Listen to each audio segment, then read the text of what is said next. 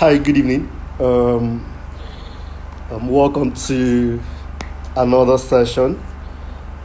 I'm waiting for my guest to join so we can start.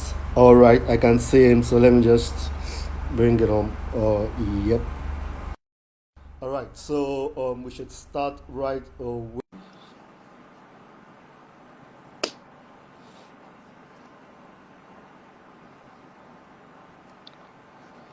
Okay, perfect.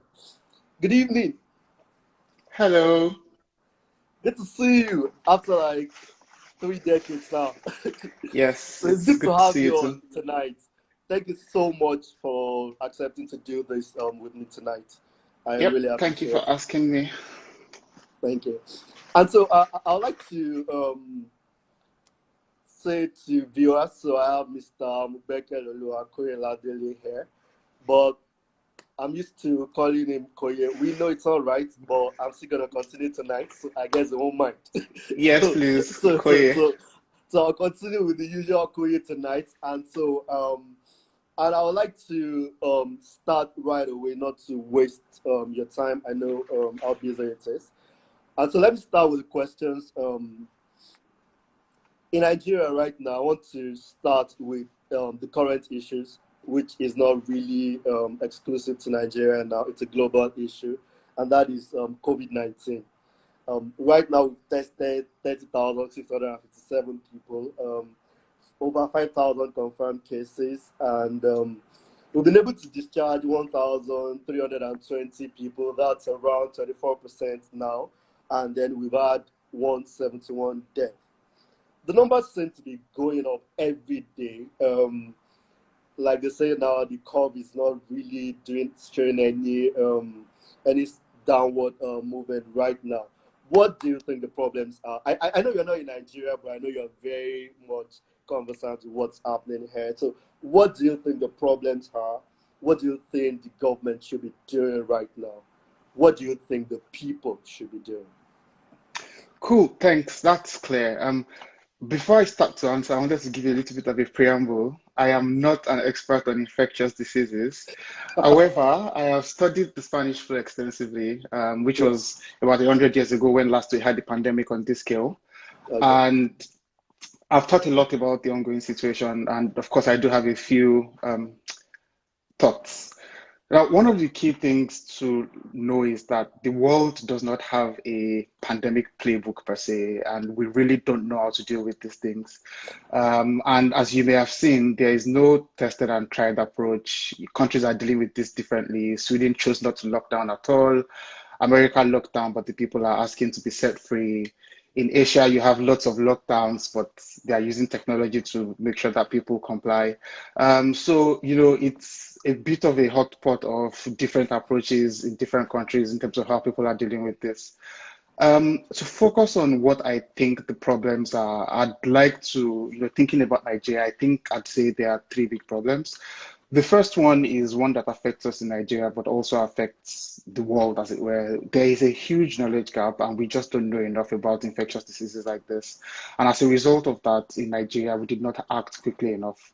Um, I strongly believe, for example, that when we're a country like Nigeria and you know that you cannot lock down effectively, you haven't got social safety nets, then it makes a lot more sense to make sure that your strategy relies on limiting the influx of disease. So I believe, for example, that the country should have shut down airports earlier than we did. Now, all of this is, looking back in hindsight, that is all too late for coronavirus. But thinking to the future, as a country, we need to be a lot better prepared for the future in terms of more R&D, more contributions to a global early alert system. We need to have a solid pandemic playbook. We need to know in advance that if something like this happens again, once there's X number of cases in Y countries, then we shut down our airports and all of that stuff. One more thing with Nigeria is, we've got a relatively poor government. No matter what people say about all the oil and everything, it's a poor country. We don't know exactly how many of us there are and where we live. We don't have social safety nets. All of that means that once that first block in terms of limiting the number of infections goes away, yeah, and goes out of your control, you really then have to lock down. But our economic fundamentals don't allow for us to lock down. So going forward again, thinking forward to the future, because I believe that there are going to be a lot more pandemics in future. There needs to be a lot more thinking about diversifying our revenue sources, investing in a database of citizens. But again, those are all things that people are already talking about and thinking Mhm, about. I mhm. wanted to focus on people a little bit, the second half of your question. And I think that what people should be doing, there are two broad sides to this. The Okay. most important thing is surviving the pandemic. You need to survive, and then world after the pandemic.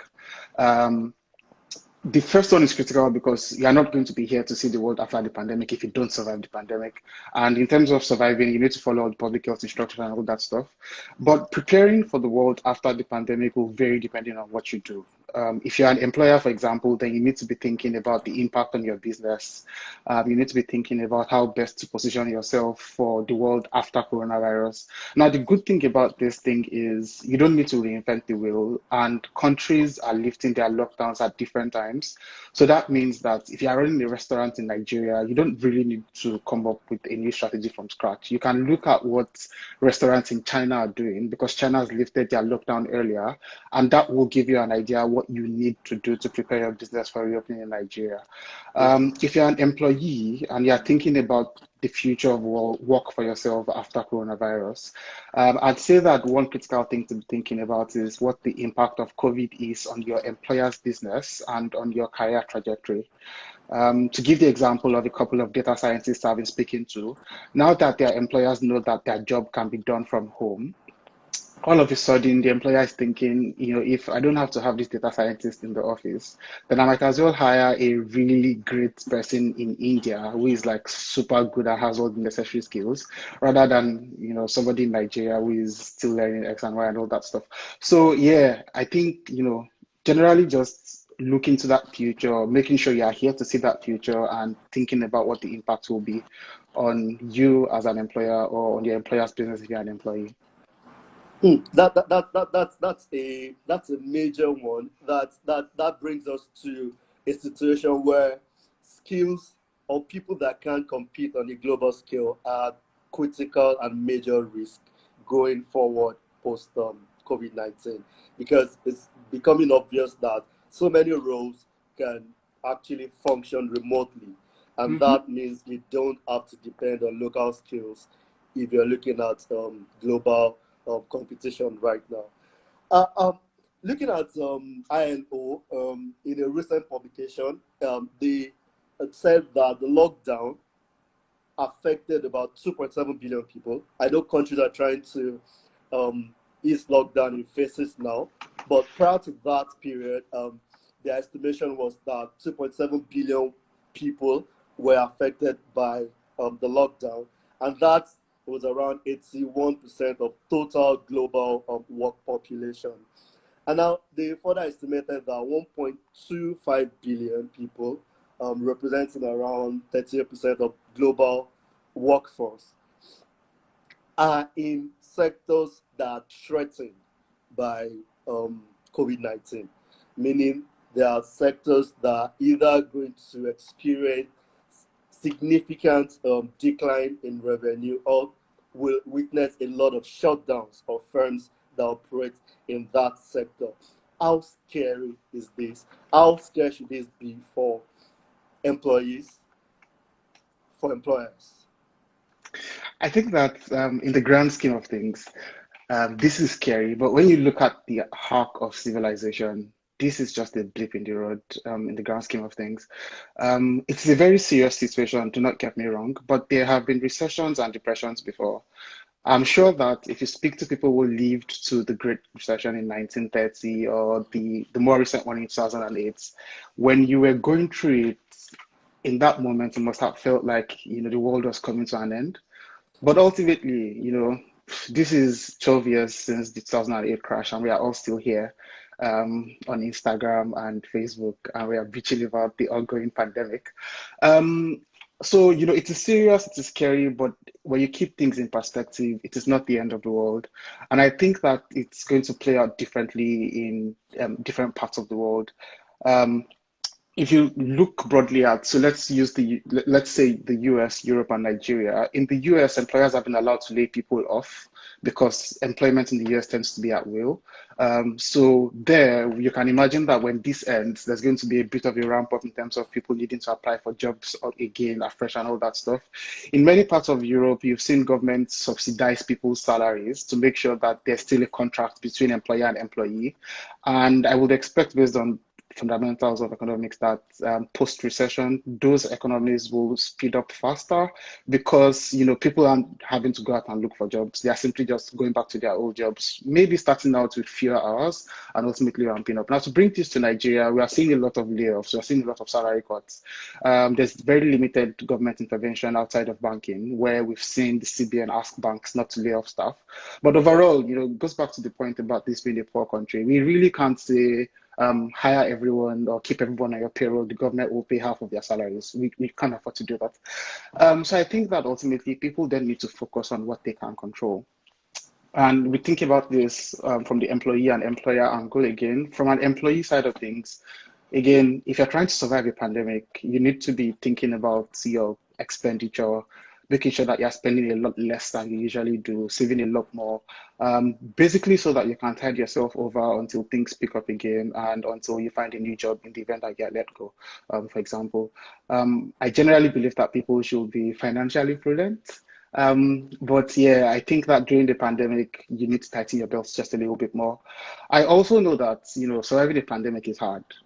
People are always going on Twitter and Facebook about how you need to be learning new skills and using LinkedIn and all that stuff. And I'm very self-motivated myself, but I often still struggle to learn new things during the pandemic because I'm like, I just want to go out. I just want to go to a restaurant and all that stuff. But it is important to continue upskilling yourself wherever possible. Because the world is going to change. It's going to be a different world afterwards. When you think about the so-called Spanish flu in the early 1900s, there was a significant impact on the way people worked after the Spanish flu pandemic, and the world is going to be different. If you are just an average, um, you know, if you're doing data entry, for example, your job is likely going to disappear. If you're a bank cashier, you need to be thinking about what you're going to be doing next because, you know, um, as a bank cashier, you're meeting a lot of new people every day. People are coming into the banking. During the pandemic, it's a high risk position, but it's also a position that can be very easily automated. So employers are going to start to say, maybe we don't need as many cashiers as we had before. Maybe we can put in more ATMs in the banking and all that stuff. So employees really need to be doing one thing, making sure they survive and to prepping for the future in terms of upskilling themselves. And I think for employers, it's a pretty much similar story. When I think about like some of the companies that I've spoken to over the past few weeks since this started, we are ultimately trying to do two things. One is you're trying to cut costs to, the bare minimum that you need to keep things going. You need to tighten your belts. This is not the time as an employer to be lavishing money on a fresh new office design. Like, that's the list of your worries right now. What you need to be doing is ensuring you have enough cash flow to pick up your business again after this ends. And I feel like, we talked about this briefly, and I gave the example of restaurants and talked about China. But yeah, as an employer, you also need to be adjusting your offering to make sure that when this ends and the world starts to return to a semblance of normalcy, you still have an offering that is competitive for your customers. Mm. All right, that's on a broad scale now. Let's narrow down the impact to sectors now as we're trying to concentrate on service. Um, so I'd like to talk about what do you think the impact will be on aviation. That's one. I mean, aviation has been a major um, a major space that has been significantly impacted negatively, and so Mm-hmm. far, even Warren had to dump this entire investment in that space. It's. I mean, the the thing out there is even if um, coronavirus goes away in Q2, aviation is not going to bounce back in 2020. Um, those are some of the opinions out there in the market. And then you're looking at entertainment industry. Almost all A-list artists have become Instagram performers because there are no shows anymore. Um, Those who don't have huge investment in streaming are in trouble already. Those that depend on shows to make money are in trouble. You're looking at hotel and hospitality. Eco Hotel is already doing laundry Laundry. service. So really, this is affecting different spaces differently. So I want your opinion on how you think COVID-19 is going to affect. Let's just limit to tech, aviation, entertainment, consulting, hotels, and hospitality. Okay, so first, like generally, when faced with questions like this, I think what is more important is to think about how to think about these problems before we dive into forecasting the impact of this pandemic on these sectors. Okay. It's really hard to predict the future. Point is, no one could have, if you start in 2019 and you assembled the world's leading futurologists and said, what might 2020 look like? Nobody would have said anything about the coronavirus. Yeah. Which is why I'm reluctant to give a blanket answer and say, this is what I think will happen to X industry. But together, we can try to develop a very simple framework for thinking about these things. And if we think about the ultimate purpose of a business as being to make profit,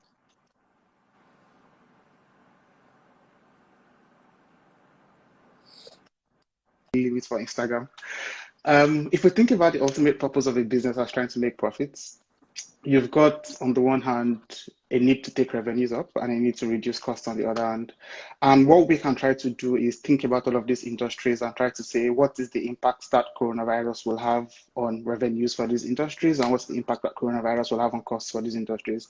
And again, that is extremely simplistic, but I think it works given like the diverse audience that we've got and the fact that we're trying to apply this to multiple industries. You talked about aviation, and on the cost side of things, you've got very significant fixed costs. You've got airplanes are incredibly expensive, so expensive that nobody actually buys them outright, like apart from wealthy Nigerian people. Otherwise, most companies will pay for airplanes with leases. Fixed costs items just sitting unused. You've got people who've paid for landing slots for the next 10 years, not using them. Pilots are very expensive employees. They tend to earn quite a lot. If you're an airline, you have a lot of pilots on your books. You're paying salaries, they're not flying. So it is fair to say that this, from a cost side of things, this is not good for aviation. From a revenue side of things, flying has gone down to almost zero, and I think it will stay flat to low for a very long time to come. I work in consulting, and I'm expected to travel a lot. But for the next few months, you're not going to be able to convince me to travel because how much is my salary? Like, I'm not going to go somewhere and catch coronavirus and then bring it back home so that I can earn X amount per month. So that's something you're going to see. The other thing is we've been working for the past 2 months from home. I've built client relationships over Microsoft Teams, over lots of video calls. All of a sudden, we are starting to see that you really don't need to go to these places as often as you think you need to do to build a relationship. I mean, you still need to go every once in a while, but you can do this over the internet. So ultimately, it's sad because I really like to fly, and I have a few good friends who are pilots, but aviation is very badly hit, and it is going to stay bad for a while. So I talk about business travel. Leisure travel is also going to take a long time to recover because ultimately you're not going to want to go to the Bahamas if, in addition to enjoying the sun, you might also catch a coronavirus. So tricky. To move on to tech, I think tech is very broad. So, what kind of tech? So if you're talking about like a Microsoft Teams, like a Zoom, those people have seen a huge boon to their businesses as a result of this coronavirus. Because ultimately, as the world has moved away from doing business face to face, that means we've had to rely on tools that allow us to connect with each other over the internet, to stay in touch with our friends. So you've seen House Party, for example, go from an anonymous app to being on a lot of phones, a lot more WhatsApp video calls. So from that side of things, they're seeing a lot more usage and potentially a lot more revenue.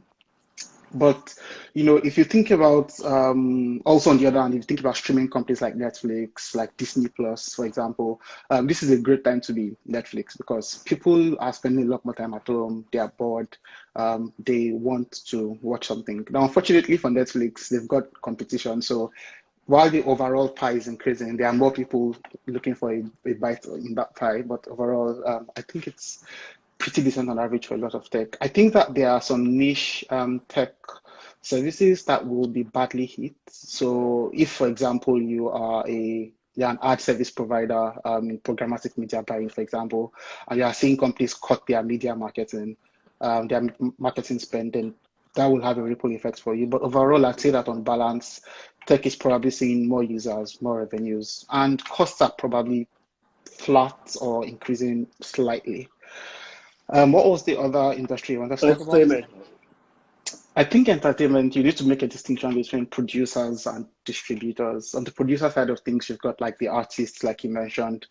For the artists, I think that um, revenues go down significantly. When I think about how those that I worked with when I worked in media used to earn money, a lot of their money came from live shows, came from doing concerts and events for companies. All of those are cancelled now. So there's that income stream has gone down to zero. Um, Unfortunately, they haven't found a way to monetize the Instagram concerts yet. So, that hasn't made up for that gap that they've seen in their revenues. On the other side of things, maybe they've seen slightly lower costs also. So on balance, I would say they are slightly worse off right now. And I'd say that it might take a while for things to pick up again for them. I really love Celine Dion, but I'm not going to concerts for the next few months. I'm not going anywhere where there are going to be too many people for the next 1 to 2 years, probably. And while I am extremely risk averse, I think that it is fair to assume that many people are going to be avoiding concerts for a while. So overall, on the producer side, it's tricky. On the distributor side, is also tricky. If you're Disney Plus, for example, if you're 21st Century Fox, you've shot a movie and you're planning to launch it in April, you're screwed. Cinemas are closed. People aren't going to go to cinemas for a few months to come. You either go to streaming and earn a lot less than, Avatar, for example, earned $3 billion. It's very hard to see how you release a movie that earns $3 billion from streaming platforms. It's very hard to see that happening. So I'd say that distributors are slightly worse off than producers, and it might remain so for a while. But ultimately, I think the more important message to land is that these things eventually sort themselves out. Like after the pandemic in 1918, the world really shut down for a few years. Ship travel went down to a minimum. Nobody went anywhere. But fast forward 5 or 10 years, and we had all forgotten that, 100 million people died only 10 years ago. People were living their best lives again and traveling all over. And we were even fighting each other again within 20 years of that pandemic ending. So I think that, in the grand scheme of things, this is going to be a blip, and I really hope it plays out that way. Yeah, hotel, and hospitality business generally. I think hotels are screwed. Simple. Hotels are screwed. Hospitality in general, I think hospitality is huge because you've got like restaurants and all of Mhm. you've got a lot in hospitality. I think even Airbnb hosts qualify as hospitality businesses. Revenues have gone down to near zero and will stay flat for a long time to come. Unfortunately, costs are relatively constant because if you've paid for Intercontinental Hotel, you've paid for the property on the island, you've paid for the property. If you're still doing maintenance, you're still paying rent, you're still paying your cleaning staff, but you're generating zero revenue. And I think it's going to be that way for a few years to come, months maybe. It's tricky because I really like hotels. Like I like having somebody else clean the room and do all that fun stuff for me. But again, I'm going to be very paranoid about going anywhere and staying at all for a while. Now, like if I were to put on my consultant hat, I'd say that there are a few things that they could do. And we're already seeing, like, again, when you think about the way China is dealing with this thing, the good thing about this pandemic is countries are coming out of it at different staggered times. So you can look at other countries and see what they are doing. And, when you think about hotels in China, what they are doing is they're putting out signboards saying, we disinfect our room this many times. This is the body temperature of the cleaning staff, the body temperature of the restaurant staff. And they are really just trying to prove to you that their people are healthy and they're cleaning the place very often. And I think that gradually over time, those things will build trust again and things will pick up, but, going to be tricky for a while. What was the last one? Was it consulting? I don't Consult. remember. Yeah, I think that in the short term, as part of companies cutting fat and cutting non-essential costs, consultants might suffer for a little bit.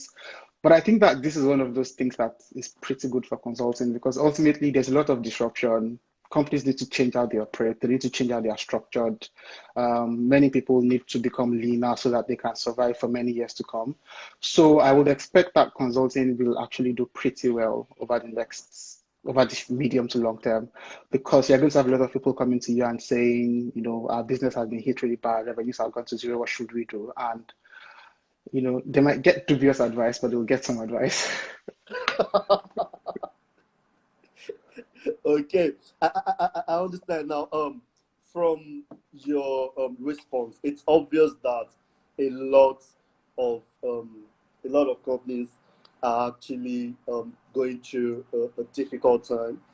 Revenues are pressured, and costs still continue to be on the rise or relatively flat, and that puts them in a significantly probably, let me just say, negative territory, relatively. So let's bring it down to what you talked about. When companies start restructuring, some roles will not fit into the new phase of their line of services. So which means that we're going to have layoffs. We're having already, but we're going to have more layoffs as companies begin to have a clearer view of what they want to do now or after the pandemic. So what questions do you think employees should start asking themselves, like we're all in this, regarding their roles and how important the roles are to the organization where they work? What should employees be thinking of right now? Should it be that, should we just bounce out of here before we are bounced? Or, or try and find a way to be relevant? Yeah, so first, I think it's never a good idea to bounce yourself before you're bounced. I've seen people do that, and I think it's not very smart. Yeah. I generally don't think that anyone should bounce themselves before they are bounced. I think it's two broad things. The first thing is you need to focus on what you can control. It is okay to worry. We are people, and worry is part of the deal, but not too much ultimately. And think about the fact that there are two broad groups of things that go on in these kind of situations. There are all these things that you can influence directly, and there are all these things that you really can't do anything about. So you can't do anything about whether your manager is going to call you on Monday and say, Koye, I'm sorry, but you have to be let go and move back to Nigeria. I can't do anything about that. What I can do something about instead is, what my skill set is like, um, whether I'm keeping an eye out for opportunities, whether I'm touching up my resume in advance, whether I'll need it or not. So I think that ultimately, if once you switch the focus to what you can do something about, that really changes the calculus. I think that in the medium to long term, what we're really going to see is the pandemic accelerating the decline of jobs that were already going to go away anyway. So if you were in a line of work that was already threatened before the pandemic, then the pandemic might hasten the disappearance of whatever it is that you were doing. Um, so I think that ultimately people need to be looking at the world of work, looking at the way the world is today, the way the world might become, thinking about what skills are in demand now and will be in demand for the near future, and focusing on those skills.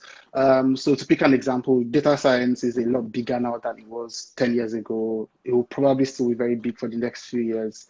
If you're a junior entry-level employee, you should probably be thinking about learning some, at the very basic, you should be great with Excel and then maybe learn a little bit of Python, R, some SQL, that kind of thing. Ultimately, it may be too late to salvage your current role. So whatever I start to learn today is not necessarily going to keep me at my current job. But you can set yourself up to succeed in the future, which again, I think is what is more important in this Yeah, kind of yeah. situation. So let's just, like, you've put a leg into my next question. So let me just illustrate up. What we've talked about the challenges now, but then every crisis creates opportunities. So we should not forget that part. What opportunities do you think COVID-19 plus technological advancement, which we've started witnessing of late also, what opportunities do you think these new realities will create? And also, what roles do you think will start getting more attention? What skills do you think people should start putting their eyes into right now, should start paying more attention to? On the first side of things, to talk about where the opportunities will be, you've seen a trend over the past few years of a lot more people sitting in Nigeria and doing remote work. And I think that that is going to continue. That is going to grow a little bit faster after this pandemic ends. And why do I think so? One is this is showing a lot of employers around the world that a lot of the positions that they have can be filled remotely. Which means that, if I sit in the UK, for example, today and I need to hire programmers, and let's say, for example, I had all of them coming into the office for the past 5 years, and they've been able to do their work over the past 2 months and they haven't dropped the ball, then all of a sudden I'm a lot more open to thinking about programmers in lower cost countries like Nigeria. Nigeria has a lot going for it in terms of the fact that we speak English, most of us as a first language. And even though we have to write IELTS, I think most of us do speak English pretty decent. Um, so we've also seen a rise in broadband, internet connections are faster and all that stuff. And I think that when you put that together, the increased offshoring plus easier access to the global economy through the internet, I think that jobs like, a lot of programming, which you're already seeing, by the way, like a lot of people sit in Lagos today and write code for companies around the world. There's going to be a lot more of that. There's going to be a lot more business analysis work being done remotely. So like requirements elicitation, all of that stuff is stuff that you can do over Microsoft Teams. Analyzing large data sets, teasing out insights, trying to figure out how the world might change based on data. Those are all things that people can do out of Lagos or Kaduna or Ibadan. So I think that, knowledge work is going to really get a boon out of this because people can do knowledge work really from anywhere. One of my friends who is a programmer, ordinarily based in Berlin, before the lockdown, he came back to Nigeria because he wanted to be with his family. He's done his job from Nigeria now for the past almost 2 months, and he's done pretty well. Like they haven't missed him, which means that he could as well do that job from Nigeria full time, and travel every once in a while for bonding with his team. Um, on the other side of things, like again, I don't have a list per se of I'd say jobs that will disappear ish, but I think that how to think about this again is first principles. If you are in a job where there's a lot of unnecessary physical contacts and technology can easily replace you, then the job is at risk. I think ultimately the important thing to learn is how to learn quickly. Our world is changing much faster than it changed for our parents and than it changed for their parents before them. And the skills that are most important today will not be most important in 15 years, but me and you will still have a career in 15 years, hopefully, which means that we need to be able to reinvent ourselves quickly. We need to be able to rapidly. I mean, 5 years ago, I was, very good at PowerPoint and Excel. Now, when I'm preparing for client meetings, I don't want to use Excel. I want to use Power BI instead so I can manipulate data live in front of them. And that has required me to be able to rapidly learn that as I go and say. And while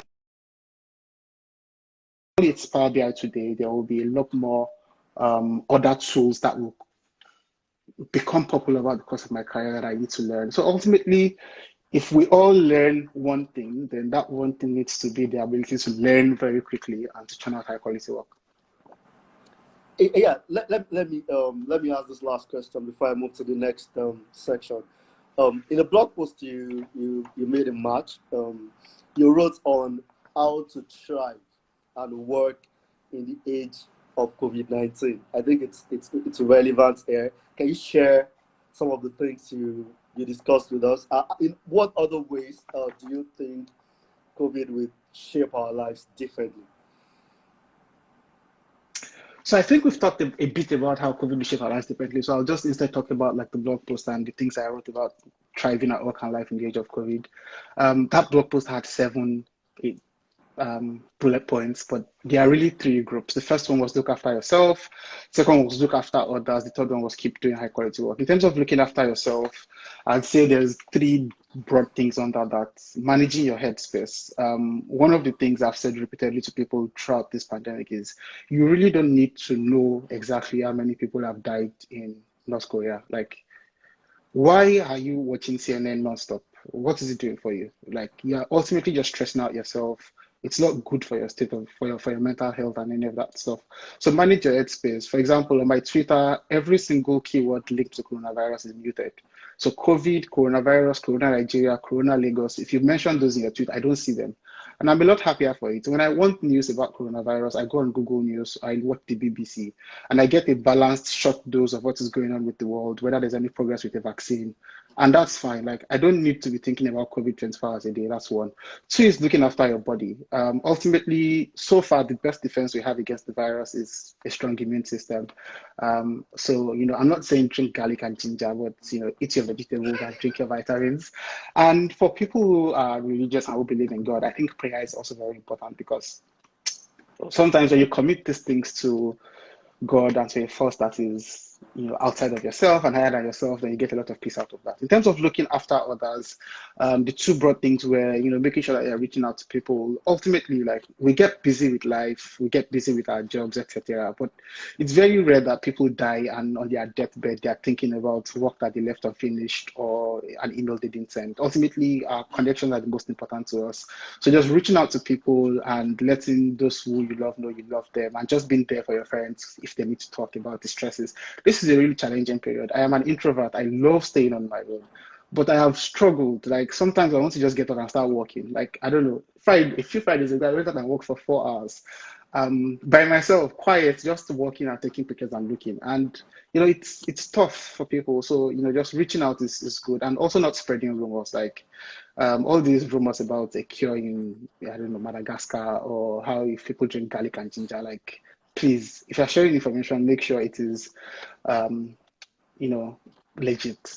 And then the other part was just to keep working bit, because ultimately, like, this is going to come to an end at some point. Like, it will end either if they find a vaccine or a cure, or if we just decide we've had enough. So you need to continue working. You need to continue making sure that you're adding value at your jobs, you're learning skills to prep yourself for the future. Yeah, because ultimately, like if things go south for you down the line, you're not going to be able to say, well, I was surviving a pandemic. We're all surviving pandemics. So nobody's going to be able to use this as an excuse for not moving ahead. Yeah, so let me go to the next section here, and I'll be focusing on MBA programs now. Um, so my first question would be, at what point in someone's career do you consider an MBA a good next step? That's one. Do you have a particular number of years that you consider ideal? I know you wrote on this when you made a post on what the number of years needed for an MBA program. You did an analysis like that. You put number of years for Stanford, London Business School. So I just wanted to shed more light on this. What's your opinion on what you consider the number of years? At what point should someone consider an MBA, an MBA program in this case is not the one offered by OAU? Yes. No, the OEU MBA is an MBA. Please, many of my friends have done the OEU MBA, and it is an MBA. But before we go ahead, I'll try to. So while I might use the word MBA, I'll try to keep this answer more like a master's thing in general because Yeah, MBAs tend to yeah, be very specific. Yeah, so more yeah, people want to do masters than MBA. So it's like yeah. kind of like just talk about masters in general. I think that ultimately, it's always the point is the reason. So to get to the question about what point in your career should you consider an MBA a good next step, we need to ask the question of why do you want the MBA or the master's degree. And that's not just me asking. Whatever school you're applying to is also going to be asking that question anyway. So it's important to figure out why exactly you want to do what you want to do. I remember that my dad was bugging me to get a master's once, and I went to one of my friends and said, "Yeah, I'm going to go to Unilag." And she was like, "Okay, Unilag, why?" And once I said, "Yeah, ultimately, why?" is because it's going to get my dad to stop talking about it. Then she was like, "No, that doesn't make any sense." So ultimately, why MBA? But in general, I'd say that whether it's a full-time MBA or a part-time MBA, I'd say somewhere between 3 to 5 years after your first job is a good time to be thinking about this. And there are two reasons really. On the first side, a significant amount of work experience before the MBA improves the learning experience for you and for your class as a whole. An MBA is very, you're going to get into class and have arguments about whether a company should increase prices on your products. And if you've never been in the position where people have been talking about increasing prices, it's going to sound like a lot of Greek to you. And it's put your hand up sometimes and say, well, I had this situation a few years ago, and this is how we treated it. The other part is career accelerate, is your post MBA job search. At the end of your MBA or master's degree, say you go to, I don't know, say you go to HPS, for example, the average class has 500 people. At the end of the program, all 500 of you are going to be applying for jobs. Let's say whatever company you apply to, maybe 50 people apply. That's 50 people with MBAs. So ultimately, people are going to be looking at your CV and thinking about what you did before the MBA, because everybody was applying for the job as an MBA. So what then sets you apart is what you did before that and how you can communicate your value add during the interviews. So ultimately, the more experience you've got before the MBA, the better. If I was thinking of hiring, like, when I do like MBA interviews now, when you've got just 18 months to 2 years of experience, you can make up for it in other ways, but it tends to be frowned as being on the low side.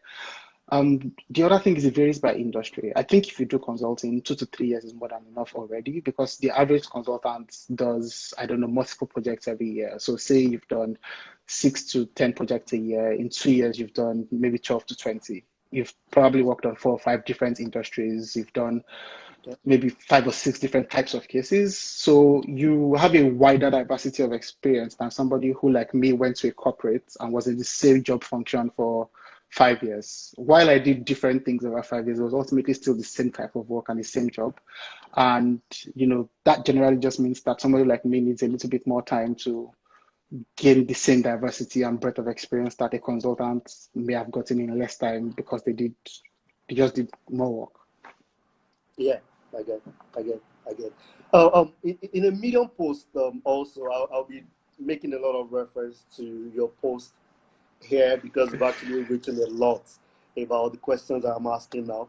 You actually had a post titled "How to Score 740 in GMAT." Yeah, maybe if you just read the So post. now this is a very, very important question, because someone deliberately asked me to ask you. So I was actually sent to ask that you share how to prepare for GMAT, Just not just to tell the prepare person to read the how to score post. 740. Tell the person to So read the I post. want you to share your experience. How do you fall into the 90th percentile? It's crazy. How did you do So it? so before I answer that, I want to say that you don't need to score 740 on the GMAT to go to a top business school. Yeah. You really don't. Like, I know people who've gotten into really top programs with 500 plus scores, 600 scores. Okay. So conversely, you can also get a 740 and not get into a top business school, because ultimately the GMAT is just one part of your application. They are looking at the entire thing. They're looking at your work experience. They're looking at your leadership potential. They're looking at your international motivation. Like, they're looking at a lot of things, and the GMAT is just one bit of that. But yeah, like, ultimately, I'm going to throw this back at you. I did write that blog post so that people could read it. So send them the link. But overall, No. You're answering this. so You're yeah, answering yeah, this. yeah. I mean, I'll answer it, but I I can't go into haven't as much scored detail as I 740. did I have nothing to in share. writing. Yeah, so I think that ultimately it boils down to, like, if I had to say it in one sentence, I'd say leverage your strengths um, and address your weaknesses. And I think that that ultimately encapsulates my approach to prepping for the GMAT. Like, oftentimes when people struggle with the verbal part of the exam and they come to me for help, I unfortunately can't help them because I did not prepare for verbal. Um, Having just read a lot over the years, and thanks to my mom and all the Shakespeare and all that stuff that we read together, I felt like my verbal was very decent. So I didn't bother that much with verbal. But with quants, for example, I knew that I kind of struggled with first principle thinking. So I spent a lot more time focusing on quants, which then meant that during the exam, I kind of like spent the 3 months I spent preparing just addressing where I was weak. And I leveraged strengths I already had. I think the other thing is there's no one size fits all answer for how to prep for these exams. And I think that people need to customize their approach heavily. One of the things I recommend is before starting to do any preparation, just doing the full exam, finding the 4 hours to sit somewhere quiet and try it out. And what that does for you is at the end of that 4 hour span, you know what you are good at and what you're bad at. So if you do the official exam, you will get a score and you will see what you scored on quantitative and on verbal. And that then means that if you've got 6 months to prepare, but you are very good already at quantitative, then you can just focus on verbal. Or if you're very good at verbal, then you can just focus on quantitative. If you suck at everything, then you're like, okay, maybe I need to go to a school somewhere and have someone explain these principles to me. But yeah, like another thing I've seen since writing that post and working with other people who are writing the GMAT is that, it's shocking. People do not often improve their scores by a wide margin if they study on their own. I'm not sure I communicated that very clearly. So, I just talked about making sure that before you start to prep, you do a full exam. And then you prep and then you do another practice exam before doing the exam. And what I've seen is that very first exam that people do is often a very good predictor of what they will score in the actual exam, no matter how much they prepare. So I would also then say that, if you do that first prep exam and you're 650 plus, then maybe you should study on your own. But if you are below that, then maybe you should consider going to a tuition center. There's a few of them in Lagos. There's a few of them online that can help. But really, 740 is nice for bragging rights, but overall, you can get into top business schools without 740. So Yeah, so let's knock that out. Let's go to the next major obstacle to master's program. Once we're no longer talking about OAU, that is funding. please, Funding is a you can't be major subbing OAU like this. funding is a major challenge. I mean, there are several people with several admissions that they can't fund. And I want you to share your experience and what do you think people can do? What are the ways around funding, especially for master's program outside this country? So there's two questions in there. The first one is my experience. Second one is what I think people can do for funding masters outside the Yeah. country. In terms of my experience, I bankrupted myself to go to business school. So, I worked for 5 years-ish before I went to business school, and I spent every last kobo I saved over those 5 years and borrowed money in addition to go to business school. And that was in addition to winning a almost full tuition scholarship. So, these things can be very expensive, which takes us back to the point of why do you want to do it? Like, I felt so strongly about getting the MBA that if I had to take a loan for the full tuition, I would have taken it. Luckily, I didn't have to, but if I had to, I would have. Yeah, and I think it was also a little bit more expensive for me than it would be for most people because I am married and I work with my wife.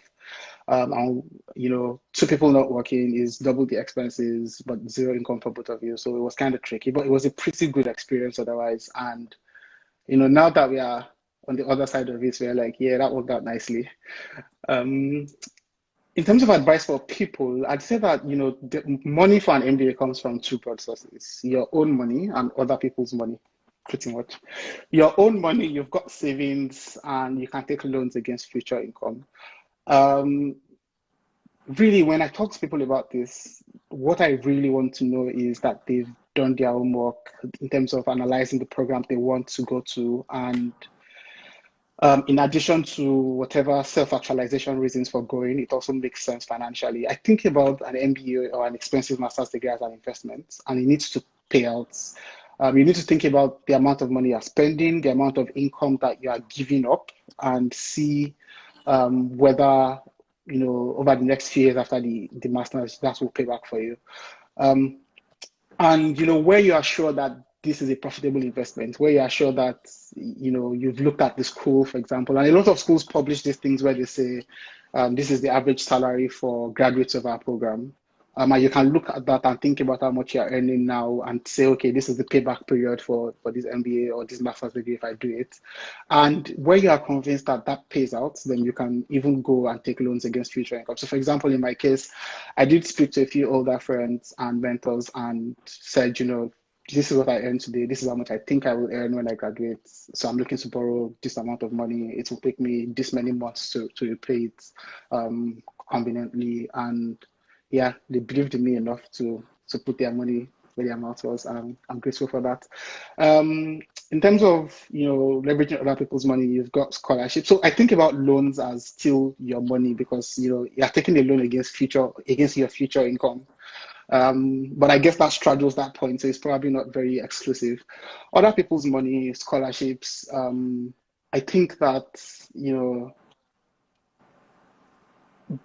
as Africans, there are a bit more scholarships available for us than I'd say people from other parts of the world, just because people want to use you to make their diversity numbers. Everybody wants there to be a black student or two in their class. So, you can always argue for a little bit more money, make a strong case for how you have developing country experience that you can add to the class and how that means that they need to give you a little bit more money so induce you to come. So yes, scholarships are a big one. We've seen a big trend in people doing GoFundMes to fund their education. And I generally think that where your reason for getting the degree is something that is bigger than you, then I think a GoFundMe does make sense. So give a specific example, if you're someone who is passionate about education and you're devoting your life to education and you're trying to go for a master's degree where you expect that you will get skills that would magnify your impacts and help you to reach even more poor people in underserved societies of the world, then that's a compelling story for a GoFundMe page that you can put together and get people to contribute towards funding your education. But if where your objectives for getting the master's are just so you can get more money for yourself and your family, then you should definitely not do a GoFundMe. And generally, yeah, just talking to people in your family. I have many friends who are lucky enough to have their parents pay for all these things. So yeah, like if you've got a rich dad or uncle, please, by all means, ask them to pay for it. Yeah. Let me ask this last question. I mean, we've almost exhausted our own hour. Looking back, you think a second degree is worth it? Now, I'm talking about from your experience and from other people's experiences that you think it's worth it. This is just to help someone decide, someone out there to help them decide. Looking back, do you think it's been a worthy decision? Yes, simple answer. Yes. If I went back in time, I was standing in 2017 again and deciding whether to go to business school again, I would have done it again. I will do it again and again, ultimately. But again, it's not for everybody. And I think it really comes back to what your goals are and what you're trying to achieve. And I just saw a comment from GD asking if I would have chosen the same 12-month MBA again or a 24-month program with internship. I would still have chosen a 12-month MBA again. But just talking about goals, if you were really looking to switch career, so let's say, for example, my background was in consumer goods, and I was working in purchasing before I went to business school. And let's say that I wanted to switch into, I don't know, tech, like I wanted to become a hotshot product manager in Silicon Valley. Then it would have made more sense if that was my objective to go to a 2-year program so that I could get 2 or 3 internships in product management, which would then help me pivot into product management as a career going forward after the MBA. But where you're not trying to change too much or sometimes it's just, in my case, my goal was, I prefer living in Europe or living in the US. If you wanted to live in Europe, you need to go to a European business school, that kind of thing. So it really goes back to what your goals are. And yeah, but ultimately, yes, I will do it again. Now, I have friends for whom the answer is not yes. And again, it ultimately always goes back to the goals. So, I've seen people who went and did expensive master's degrees because our other classmates were doing expensive master's degrees or because, it was just something to do. And in a few instances, you've seen people go and spend, I don't know, 50 to 60,000 euros getting a degree and then moving back to Nigeria and either struggling to find something to do or finding something to do where they are underutilized and underpaid. And inevitably, people like that often tell you that they wish that followed a different path. So I think it ultimately goes back to you. For me in this life, and for me, hopefully, like if I was living this life again, the answer was yes. And yeah, so yeah, totally recommend the experience. Thank you very much for joining me tonight. I mean, I've learned a lot, and I'm sure a lot of people that join will share same opinion. Thank you so much. I really appreciate the opportunity for agreeing to do this with us tonight. No, Thank thank you you for asking me. so, And so much. I feel like I've owed you this for around 10 years. You might not remember, but when we were doing UGCM in Ife, I did tell you a few no's that I felt like I had to make up for. So consider my debt paid 10 years down the line. I no longer owe you. Ah, and and just this last question before I go: is it possible that you're doing another program right now? I'm not going to answer that question. But I'm almost sure it's a yes. Thank you so much for joining us tonight. I really appreciate this. Thank you so much. Thank you too for your time. All right, thanks Uh, everybody. I'll be back next week and then we'll take this further. Thank you. Bye bye.